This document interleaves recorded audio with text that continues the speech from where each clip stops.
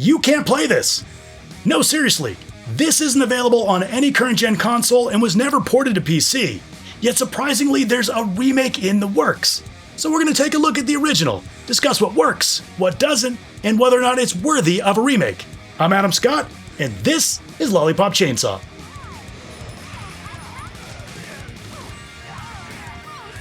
Take a good look. You know in 5 seconds if this game is your jam or not.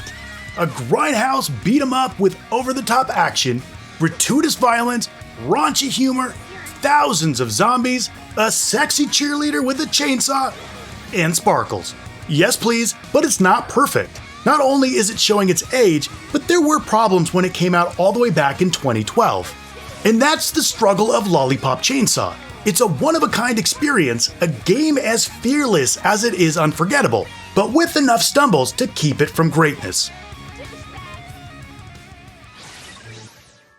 Our protagonist is Juliet Starling, a ditzy cheerleader from San Romero High School who just turned 18, though that's probably so you don't feel weird about the upskirt shots or shower scene in the first few minutes. Juliet just so happens to come from a long line of zombie hunters. That's right, her family knows the sweet satisfaction of killing the undead, which is lucky considering there's a zombie outbreak at the school. So now it's up to Juliet, her family, and her decapitated boyfriend to fend off the hordes of walkers. The entire premise of Lollipop Chainsaw is absolute insanity.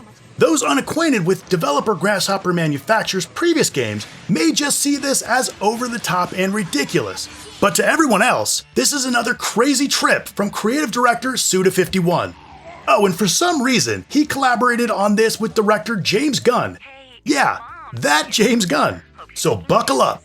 Few games establish a tone as firmly and quickly as this one, and even fewer are willing to leave you behind if you're not into it. If you can't hang with the nonsense from the start, you won't keep up as the obscene lunacy spirals further out of control.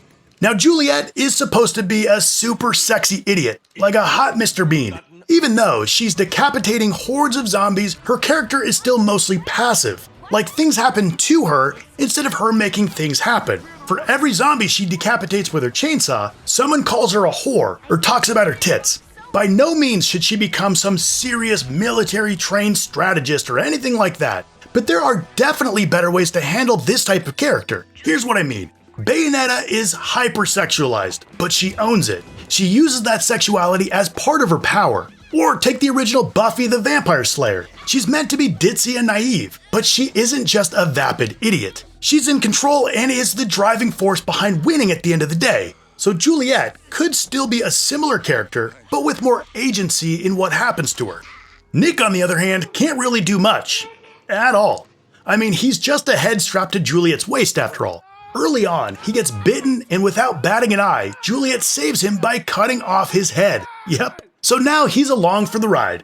His commentary throughout is pretty hilarious. Almost every word out of Nick's mouth made me laugh because he's written so well. How am I still talking without a fucking thorax? For the most part, Juliet is clueless, while Nick is a frustrated, scared, impatient high schooler who just has to deal with her. Narrative aside, Lollipop Chainsaw is all about the gameplay, and for the most part, it's fine. While it's mostly a traditional hack and slasher, Lollipop Chainsaw mixes things up enough to set itself apart. Juliet uses pom-poms, a chainsaw, a gigantic gun, and sometimes Nick's head on a leash to kill zombies. The pom-poms are quick and best used to stun zombies. The chainsaw is good for close combat, but it's heavy and slow, so it can leave you vulnerable to attacks. So you'll want to daze zombies with a few swift punches from the pom-poms, and then finish them off with your chainsaw. The combat works, though it's initially held back by some weird button mapping. It feels pretty awkward at first to switch between the high and low attacks and the dodge button. Either the ability to remap controls, or just alternate control schemes would have been welcome, but that's really a minor problem as you eventually get used to these controls. A larger issue in terms of combat is collecting new combos. Juliet's basic moves, tied to a couple of attacks and a dodge function, don't flow together until late in the game, when you've unlocked basic combos we'd expect to have from the start, so her movements are far more stiff than you'd expect. In most action games, you can change up what you're doing in an instant, but Juliet has to finish animations before attacking again, which just feels clunky and unresponsive. This means she isn't terribly effective for a large chunk of the campaign. You'll earn gold medals for each zombie kill that you can spend on new upgrade moves or items at Chop-to-Shop terminals. Killing 3 or more enemies at the same time will activate Sparkle Hunting, granting you a medal bonus and platinum medals. The amount of zombies killed in Sparkle Hunting will also add to your score, so if you're a trophy hunter, you'll also want to be a Sparkle Hunter. Gold medals are for buying new moves or health upgrades, whereas platinum medals are for the multitudes of skimpy outfits to dress Juliet up in. The fun for me really started to pick up after unlocking a variety of moves and outfits. Whether you upgrade her to perform one of many combo moves, or have her pole dance while waving her chainsaw around, you'll most likely never get bored of watching Juliet prance around the screen in her skimpy outfits, killing a myriad of zombies. Of course, there's no better way to test out the new combos than on the different types of zombies. Most games are comfortable with recycling the same enemy types throughout, but Lollipop Chainsaw introduces new zombies in each level, mixing them in with the rank and file from the previous stages. Each of these zombies differ in both looks and combat techniques, giving plenty to mix up the action.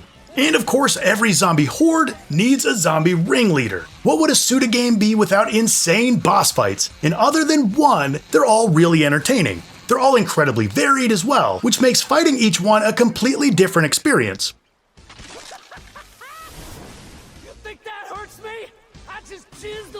While the level design is pretty basic, mostly just combat arenas with linear bits connecting them, there's more to do in the world than just saw enemies into bloody chunks. Sprinkled throughout are a slew of mini-games, like making your way through Pac-Man mazes in a faux video game, or the one that has you protecting Nick while he tries to score 3 home runs as an undead baseball player. You'll use your chainsaw blaster to shoot at the opposing team of undead players and cheerleaders as Nick runs by them. Yes, it's ridiculous, and yes, it's awesome. Oh yeah, one thing about Nick and his, condition. He's not just a simple fashion accessory. Nick's head can be placed on a number of headless zombies, which allows him to take control of the body. You'll use this for minigames as well as clearing obstacles blocking your way. While it's by no means the best looking game ever, even for its time, it is a colorful assault on the senses with plenty of visual effects and an incredible soundtrack composed by none other than Akira Yamaoka. Does that name sound familiar? Well, maybe this will ring a bell. Yeah, what a track record. The grindhouse film themes and vivid, girly aesthetic exist on such opposite ends of the style spectrum that the carnage was always cool, especially against the backdrop of the killer rock soundtrack. The only real technical issue I had was with the camera. Although only happening sporadically, the camera would get stuck behind a wall or something, obscuring the action, which takes a few seconds to fix itself. Now, a straight playthrough will take you about 10 hours, but you're encouraged to go back and get better scores on the leaderboards in rank mode, play on higher difficulties, which mixes up the enemies, and most importantly of all, unlock more costumes.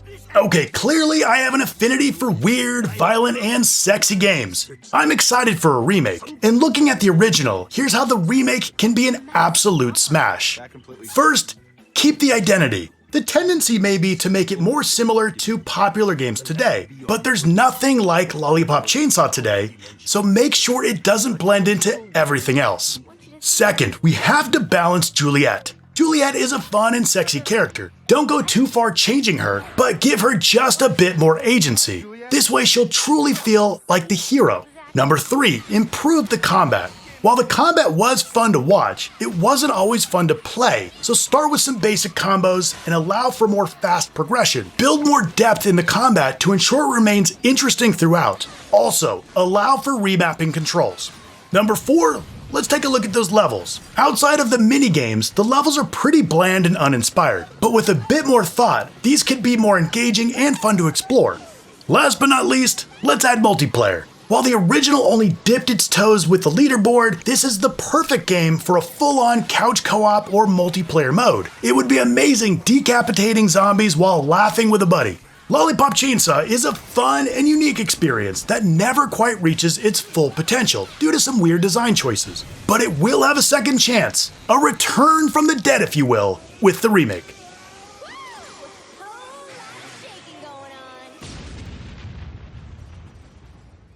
Okay, you've heard my take on Lollipop Chainsaw, and I'd love to hear yours as well.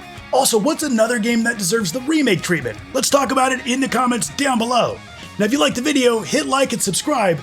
And if you want another game with cute girls kicking zombie butt, check out my video right here. I want to thank you so much for watching, and I'll see you next time.